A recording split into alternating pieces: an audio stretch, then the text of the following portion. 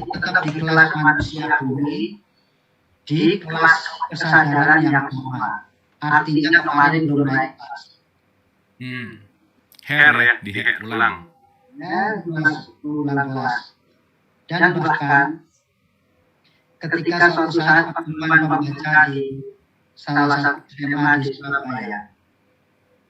Jadi satu SMA mengundang saya berbicara soal ini di sebagai kegiatan mereka. Ada satu murid SMA tanya gini, Pak, apakah menjadi manusia di bumi ini adalah satu-satu jalan reinkarnasi? Waduh. Saya langsung begini, adik-adik terima kasih atas pertanyaannya.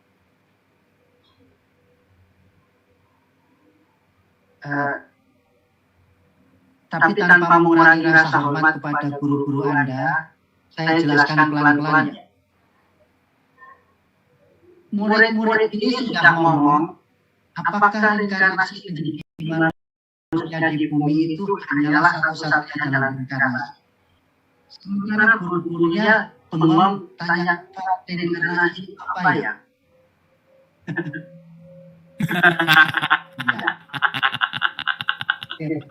Oke. Tapi daripada Anda gini, daripada Anda penasaran, ya saya jawab jelas. Saya bilang gini, reinkarnasi hidup kembali menjadi manusia bumi itu hanyalah salah satu jalan reinkarnasi.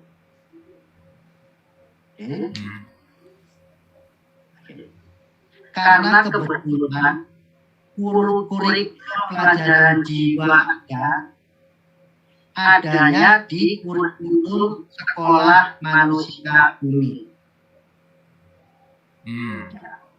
Bisa jadi kurikulum pelajaran kita berikutnya adanya di sekolah makhluk planet lain, atau bahkan menjadi di kurikulum sekolah jiwa makhluk dimensi lain.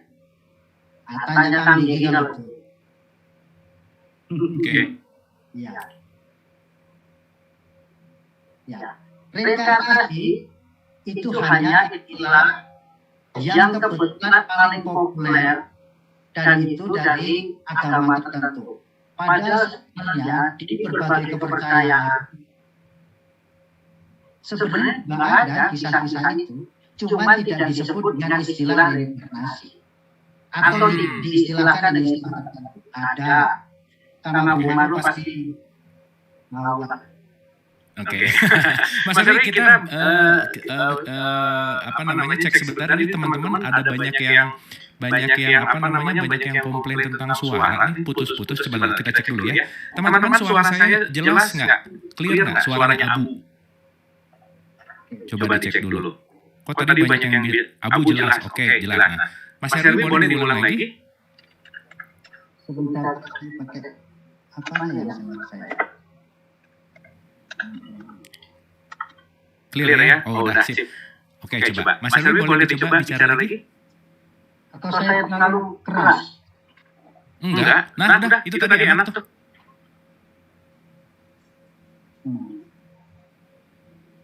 Mungkin kurang dekat ke mic laptopnya kali ya. Ke mic laptopnya, oke.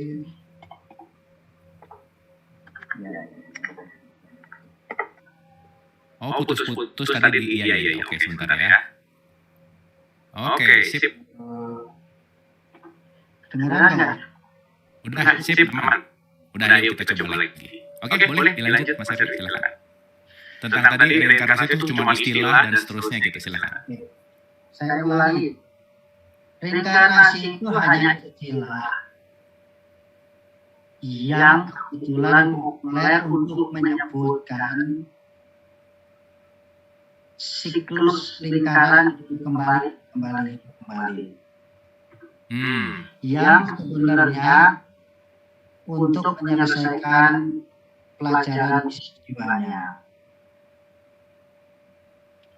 Ada tugas tertentu yang bisa diselesaikan dengan casing tubuh dengan kemampuan tertentu.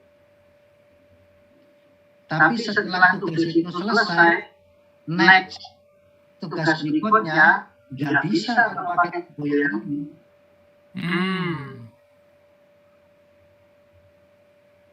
Perlu perangkat lain. Yang perangkat yang ini sudah update, ya sudah expired gitu ya.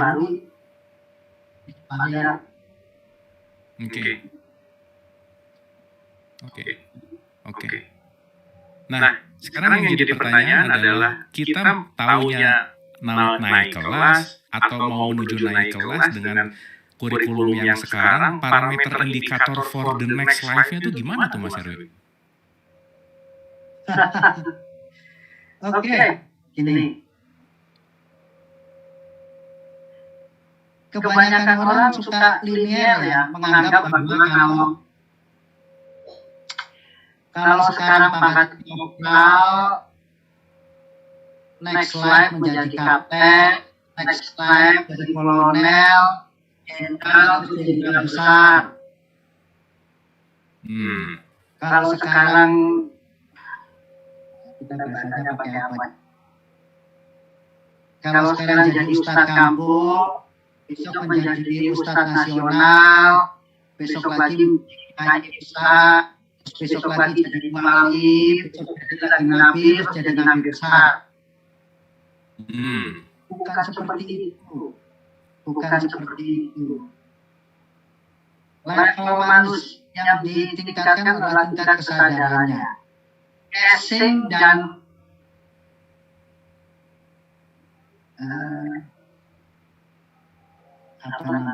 casing dan status dirinya bisa jadi nggak harus meningkat seperti itu. Oke. Jadi nggak kayak sekolah SD SMP gitu ya, kelas 1 naik kelas 2, kelas 3 nggak linear gitu ya, tapi ya bisa apa yang namanya ya nggak teratur gitu ya intinya ya.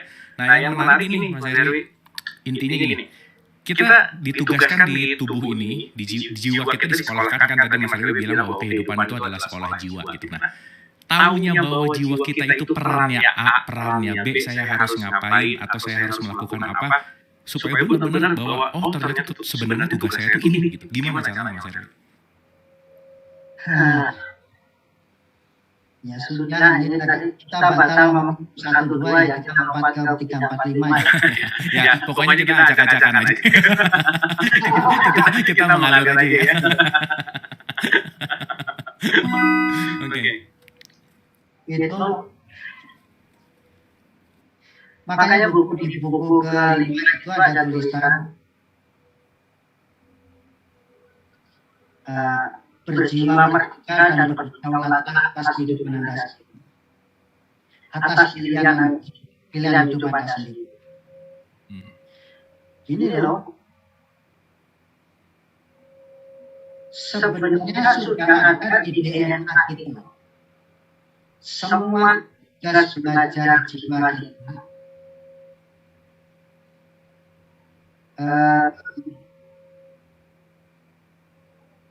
semua jiwa kita sebenarnya sudah terekam tertulis di DNA kita. DNA ya, oke. Ya. Dan nanti di DNA itu ya salah satunya DNA membentuk apa ya? Penampilan organ kita tertentu. Hidung saya begini, bibir saya begini, jari saya begini, kaki. Sebenarnya itu pertama modal dasar dan jiwa kita. kemarin itu di satu seminar saya ngomongin contoh di buku kelima saya bahas ada satu suku yang kemudian ngomong ke saya, dia dari anak muda itu bukan tanyain kemungkinan besar sebelum usia 30 hidupnya belangsak menderita.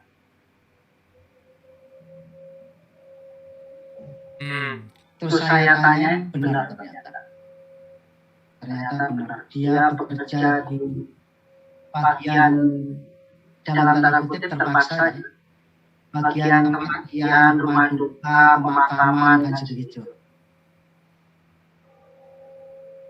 Syukurnya dengan penuh kesadaran bahwa ini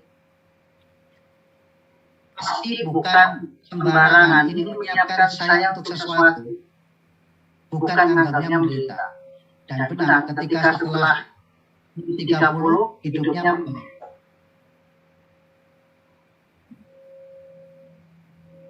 Nah itu.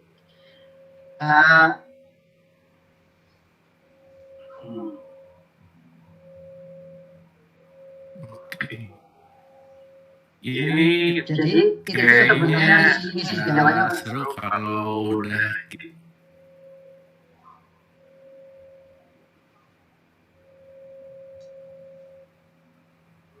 silakan lanjut Mas Heri. Misi jiwanya gimana tadi? Oke.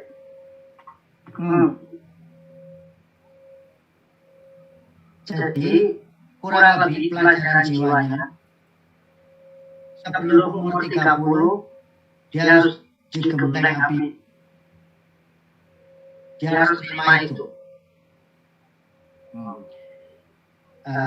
Sementara ada yang lain yang bilang, ada satu ibu-ibu lah, dia bilang, si suhu ini bilang, lihat dagunya hampir tidak ada tulang dagu, semua.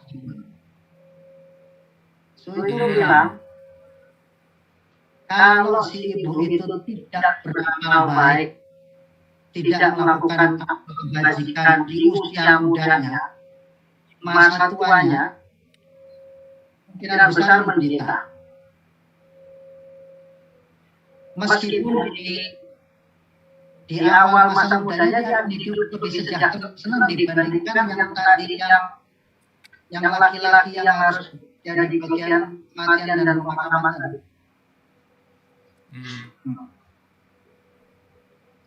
Itu baru dari soal pelajaran, beda pelajaran jiwa antara masa muda dan masa tua.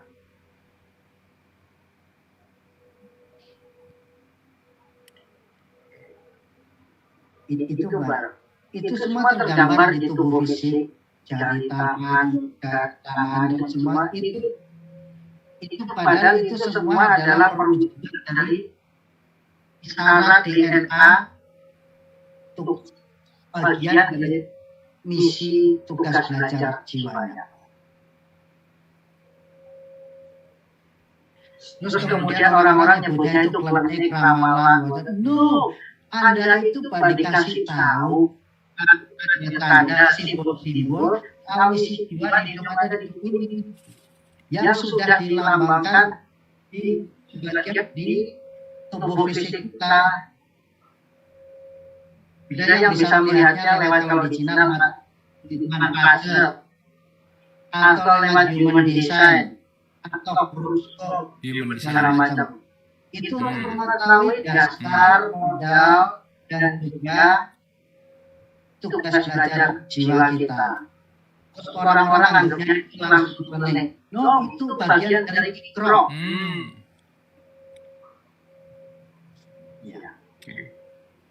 Oke. Nah, berarti kalau kita tadi bicara tentang mengenal apa namanya tadi, semuanya sudah tercatat di DNA gitu ya. Ikro tadi statementnya. Nah, itu ada kaitannya pasti dengan kesadaran gitu. Berarti kan si jiwa itu tadi Mas Heri bilang bahwa intinya adalah meningkatkan kesadaran. Nah, cara meningkatkan kesadaran itu gimana sih Mas Heri? Satu mandiri. Di buku kelima saya tulis kurang lebih begini. Hati nurani sebagai peta hidup, penuh jalan hidup.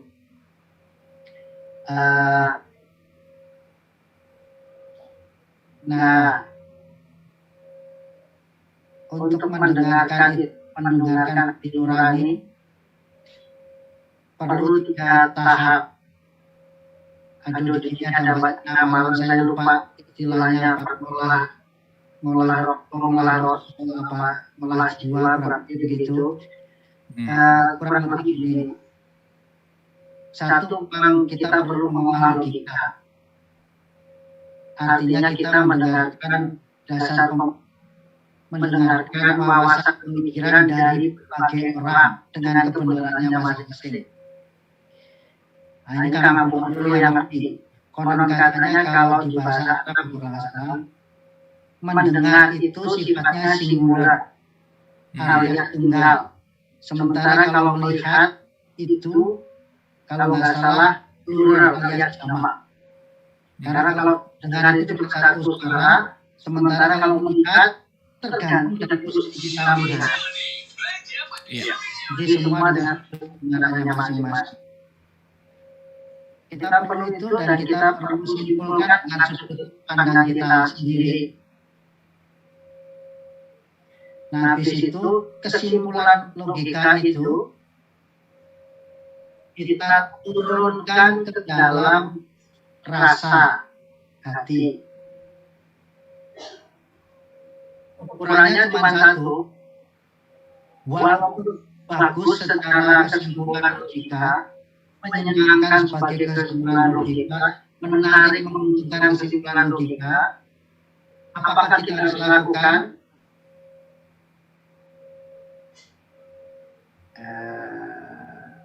Kita turunkan dulu ke ini, hati, ke rasa. Kalau rasanya tenang, nyaman, menyenangkan, berarti kesimpulan itu benar. Sebagian alasan kita berbeda. Tapi kalau kemudian sebagus apapun kesimpulan logika,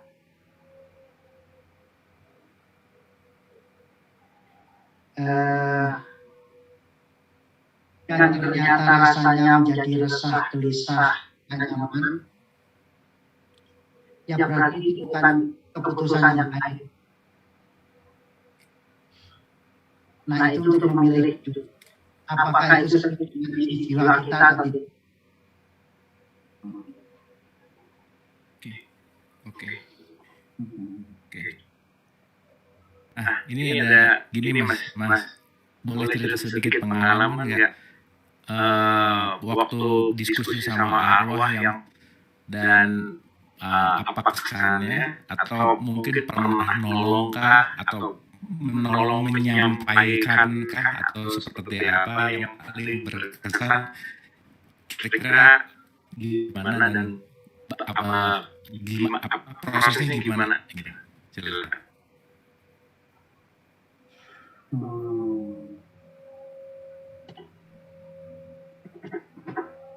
Menolong arwah yang paling berkesan.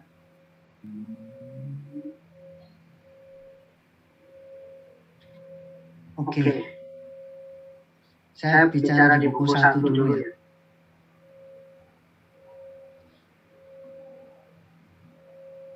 Oke. Begini. Suatu saat awalnya saya mendoakan.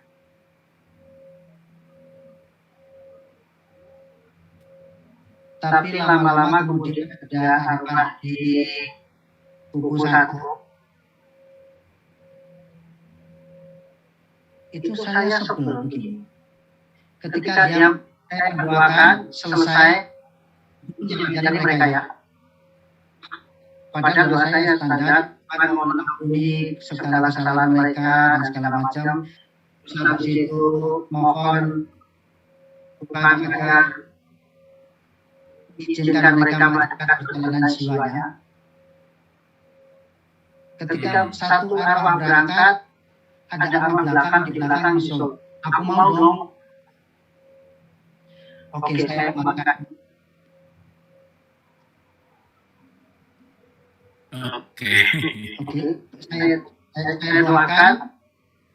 Satu berangkat Arwah belakangnya dengar lagi doa.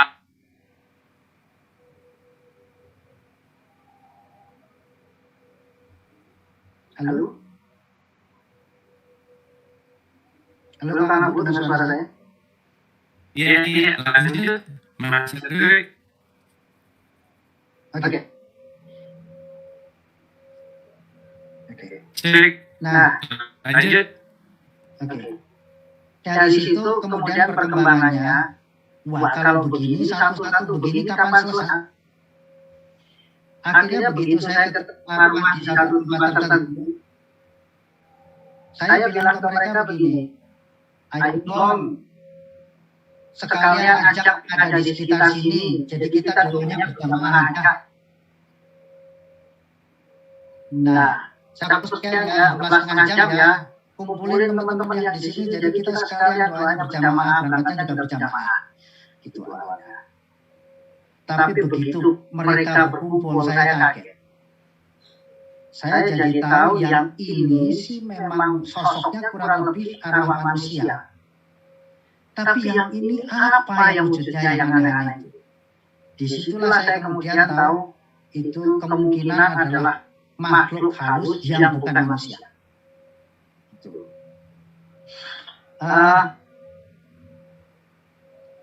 Terus suatu saat pun saya marah. Ngapain sih kalian minta didoakan?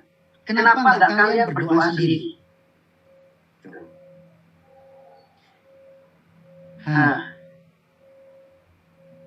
Terus ada yang ceritanya yang berkebaya hitam di buku Mati Tak Berarti Pergi itu bilang begini. Kalau urusan doa sih, sebenarnya banyak dari kita yang lebih jago daripada kamu untuk berdoa. Tapi, bukannya kami tidak mau berdoa, tapi kami sudah tidak mampu lagi. Saya masih bingung artinya, kenapa tidak mampu lagi. Bisa berdoa tapi tidak mampu berdoa lagi. Ternyata salah satunya yang mereka kehilangan itu adalah apa ini ya? Kalau kita berdoa di batin kita itu ada sesuatu yang seolah-olah tersambung itu dengan mereka sudah kehilangan itu. Jadi mau mengucapkan doa sepanjang apapun, misalnya seperti WA, kita udah tulis panjang-panjang, kita send nggak ada sinyal. Ya. Jadi mereka perlu waktu itu didoakan. Nah, sampai suatu saat saya ketemu satu arwah yang bilang itu di buku yang pertama soal jangan hanya mendoakan, tapi ajak jiwanya berdoa bersama. Saya belajar dari Bapak, jiwa Bapak almarhum Jenderal Angkatan Udara Dirman Soekarno itu, yang makamnya di Taman Kalibata, Taman Makam itu. Dia bilang, jangan hanya mendoakan, kasih tahu putriku, jangan hanya mendoakan Bapak pas sholat subuh atau sholat tahajud. Ajak jiwa Bapak untuk sholat tahajud bersama atau sholat subuh bersama. Biar putriku jadi, jiwa putriku jadi imamnya, sementara aku jadi makhluk umatnya. Jadi ketika jiwa Bapak diajak berdoa sholat bersama, Bapak tidak hanya bisa berdoa untuk diri sendiri, tapi juga bisa mendoakan ke yang lain. Nah, sejak saat itu saya jarang berdoa sendiri. Jadi selalu mengajak jiwa-jiwa lain, yuk kita berdoa bersama. Saya hanya membuka sedikit, habis itu kasih istilah yang Bapak itu bilang, tolong pinjemin rasa. Biar kami numpang rasa untuk berdoa. Jadi kemudian saya hanya meminjamkan rasa saya supaya mereka numpang rasa saya untuk berdoa sendiri. Dan itulah sejak saat itu, ya sudah saya cuma membuka doa, habis itu saya hening, biar mereka berdoa sendiri. Pokoknya saya rasa cukup, ya udah cukup. Walaupun tidak semudah itu, banyak arwah yang kemudian sudahlah, pinjam rasamu, terserah kamu berkegiatan macam-macam, tapi rasa batinmu tetap berdoa. Ngomongnya gampang, prakteknya susah. Karena sudah beberapa gagal. Salah satu yang gagal itu adalah mempertahankan batin dalam posisi berdoa, sementara mulut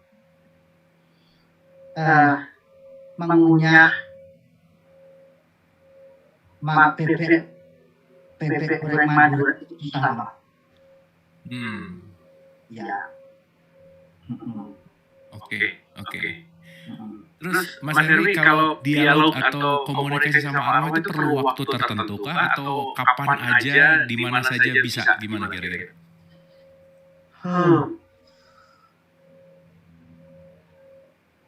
Iya.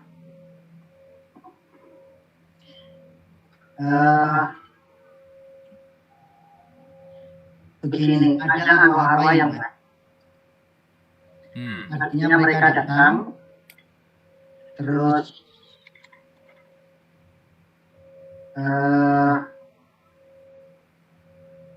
kamu lagi sibuk ya, udah nanti aja kalau waktu luang. Tapi ternyata banyak arwah yang nggak begitu juga, menjadi setengah memaksa. Ya. Saya ceritakan di buku satu banyak. Rupanya jadi sebenarnya penyampai pesan arwah itu banyak sisi yang menyebalkan juga. Misalnya saya punya bagian pekerjaan yang ada imbalan duit rupiahnya. Tiba-tiba ada arwah yang minta menyampaikan ke keluarganya secepatnya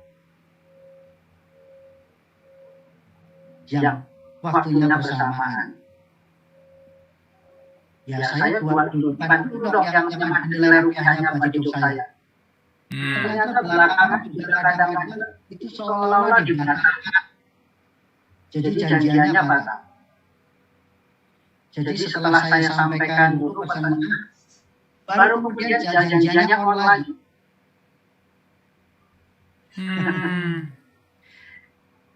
Jadi memang ada yang waktu-waktu tertentu. Ada yang terpaksa apa boleh buat, harus diutamakan. Oke.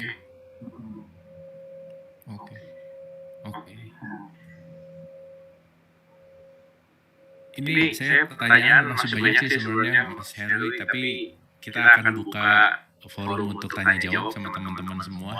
Jadi supaya kita bisa dialog, siapa tahu ada yang mau nanya, ada yang mau mengapresiasi, ada yang mau memberikan chat di Zoom atau raise hand atau yang di YouTube, silakan di chat YouTube-nya ya. Oke, ini udah ada yang raise hand, tapi sebelum ke yang raise hand ini saya mau ke ada pertama nih tadi. Oh ini sama ya Mbak Lydia Manikam nanyanya sama saya tadi. Mas Herwi, kisah mana yang pengalaman yang paling pesan dapat pesannya udah berarti udah jawab ya. Nah berikutnya pertanyaannya gini Mas Herwi nih.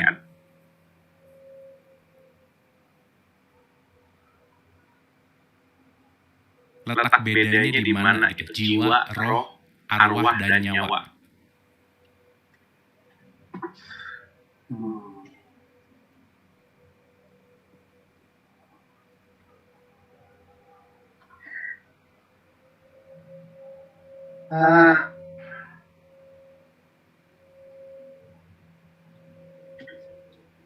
Di pendahuluan pertama saya tulis karena saya juga bukan orang yang tuntas cemerlang, maka saya juga tidak bisa memberikan definisi yang tepat serta penjelasan panjang lebar untuk membedakan apa itu jiwa, roh, arwah, ataupun perbedaan antara makhluk halus, makhluk gaib, dan lain-lainnya. Tapi satu hal yang pasti, saya seringkali berhubungan atau berkomunikasi dengan mereka yang sudah tidak memiliki badan asli lagi. Dengan arwah manusia yang sudah meninggal, atau yang mereka entah apakah mereka juga manusia.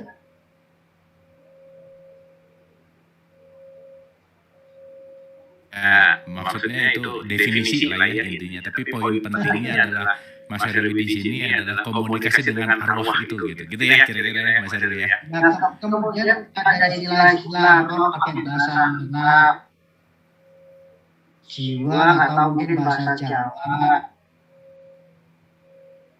Kalau spirit, saya pakai spirit tapi yang lebih universal tapi bukan bahasa Indonesia.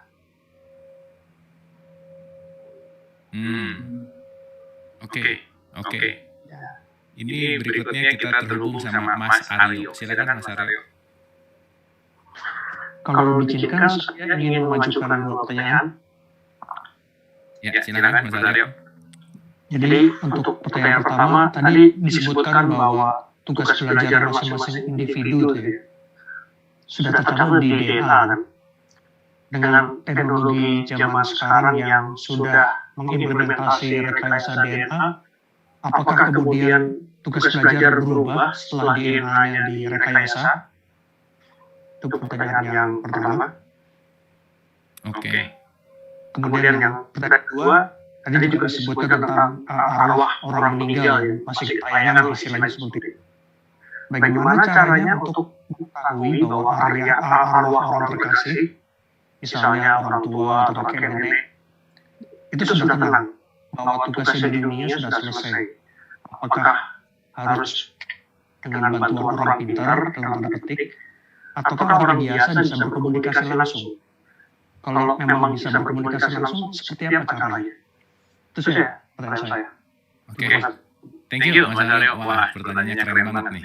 Yang pertama bicara tentang rekayasa genetik kalau DNA gitu ya. Rekayasa gitu ya. Kalau DNA-nya direkayasa gimana? Yang kedua, gimana taunya kalau ini arwahnya itu udah tenang atau enggak gitu kira-kira. Silakan Mas Aryo. Saya tadi belum kasih catatan ya. Kalau tanya jangan susah-susah.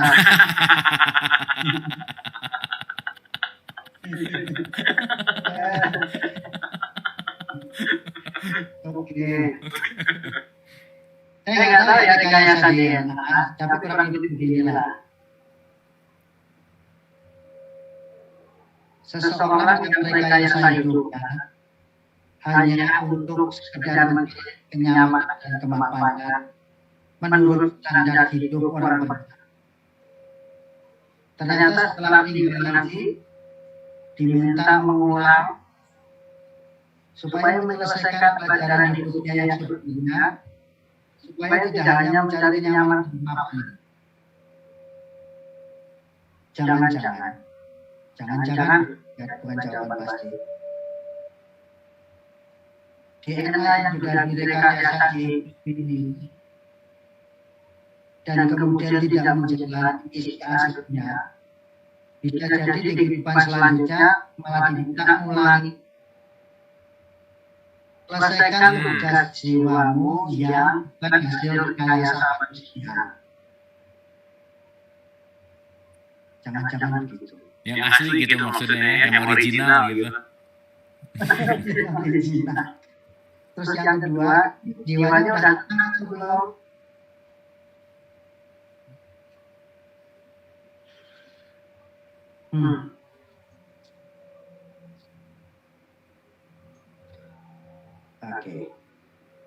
Oke, jawabannya agak bertingkat ya.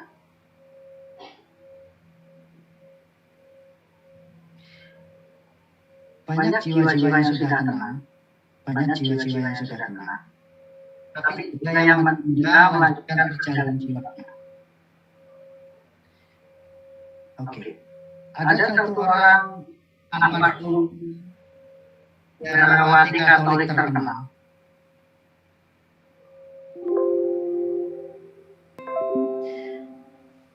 Suatu saat saya ditelepon oleh seorang om kenalan saya.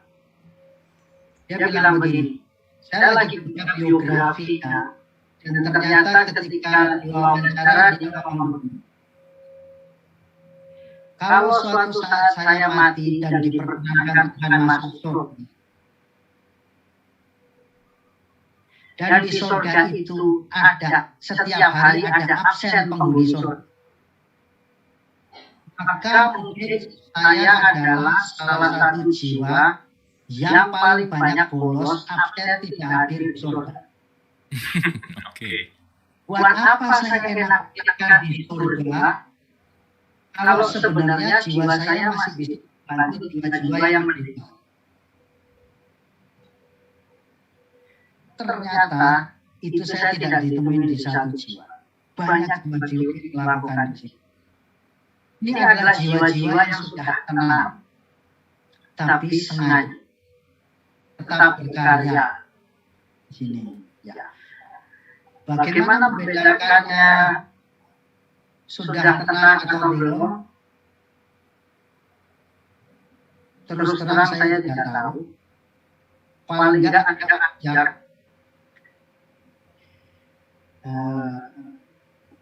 Saya terpaksa ini bernama Balisa Cahayana karena itulah yang ngotot supaya saya menulis rangkuman doakan arwah yang sudah meninggal atau yang orang sakit parah yang belum meninggal dalam satu rangkuman di buku yang isi jiwa merdeka 38-45. Salah satunya adalah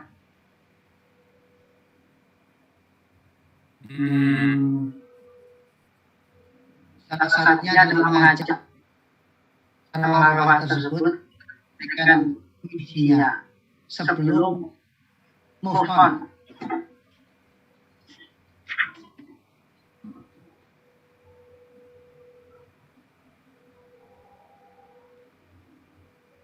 Ya. Oke. Ya. Oke. Tapi sih kalau dia udah tenang gitu Mas Erwin. Tenang itu ngapain sih? Kenapa? Tenang itu ngapain? Nah kan tadi pertanyaannya Mas Aryo bagaimana caranya selesai